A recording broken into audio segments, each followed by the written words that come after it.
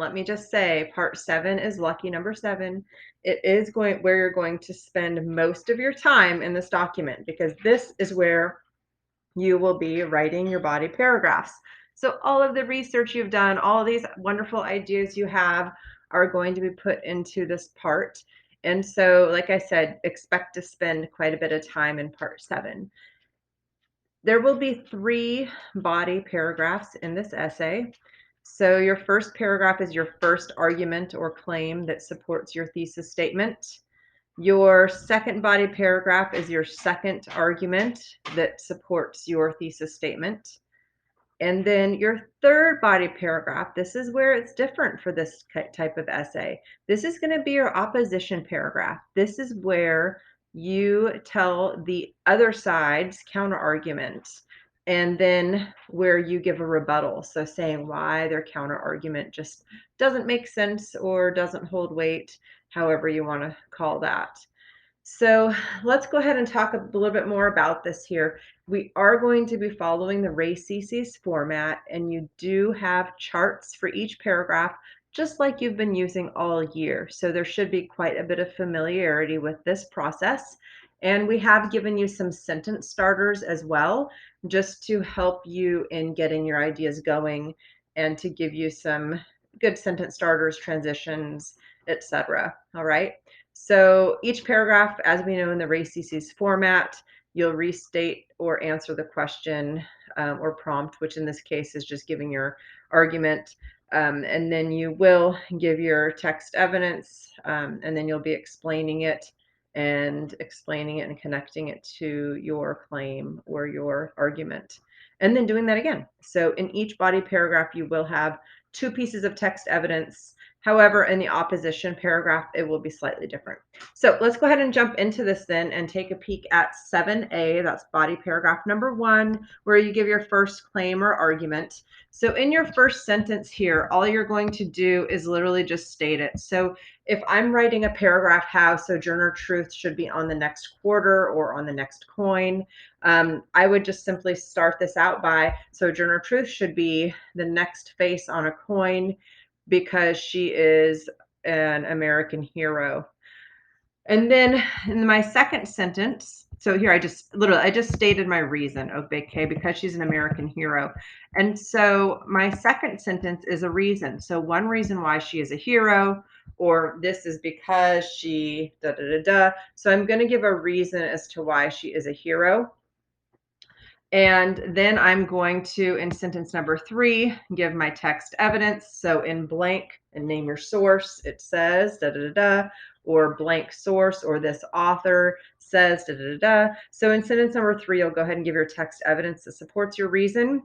And then in sentence 4, you will explain the significance of the evidence, or so this means blank, or because of blank, da da da da. So in this place, you are explaining the connection of the evidence to your reason, and then the claim and your overall thesis. So again, notice how it has 4 plus and explain plus. This is where you might add a couple of sentences. You might not be able to do this in one sentence because you really want to make your argument clear. And sometimes if you stop with one sentence, you really are not explaining thoroughly enough to get your point across. So be brave here. Don't feel limited to writing just one sentence. Do what you need to do to get your point across. All right? Okay, so then sentence number 5, you're going to give another reason. So this would be another reason that she is a hero is da da da. So another example, and talk about that, give my evidence, explain it. So continue to do the same things you did in your earlier sentences. All right, and notice the prompts to help there. Oopsies. Okay, and then finally you have your closing sentence. Okay, so for these reasons, celebrating the heroism of Sojourner Truth would be for these reasons, Sojourner's Truth's heroism should put her on a coin. Okay, that not smooth. All right, so or as stated, da, da, da. So again, just restate your topic sentence. Okay, so 7B, body paragraph number 2 is your second claim or argument.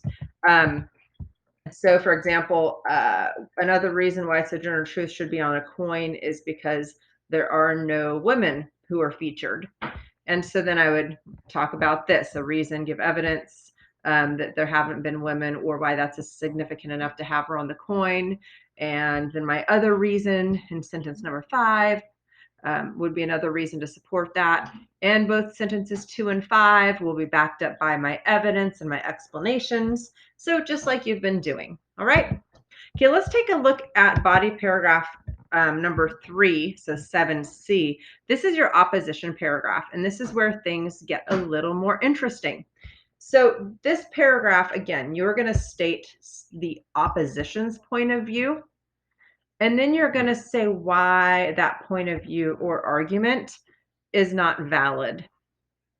Okay, so let's go ahead and take a peek. So your first sentence, you are going to just flat out state the other side's counter argument. So some people believe, or others say, or a common argument is, or it has been said that. Okay, so and then you'll give the other side's point of view. Okay, so for the counter argument, I might suggest that there's someone else that could be put on a coin, or a reason why Sojourner Truth shouldn't be put on the coin. So this would basically just be an argument against having her on the coin. Okay. And then one reason why they believe this is because, for example, they say this because, this belief is because. Okay. So you're going to explain that side's reason. Okay. And give evidence. Okay. Another reason why. Feel free to give whatever evidence you have that supports the other side's reasoning. Okay. And again, evidence is really great, and just really, explain that point of view and why they might say that. Okay. And there's sentence starters again. Okay. And now then in sentence 5, you're going to give your rebuttal. And this is where you say that they're wrong. So for example, you could say this belief is incorrect because, or what the other side isn't considering is, or this is wrong because, or an argument against that is.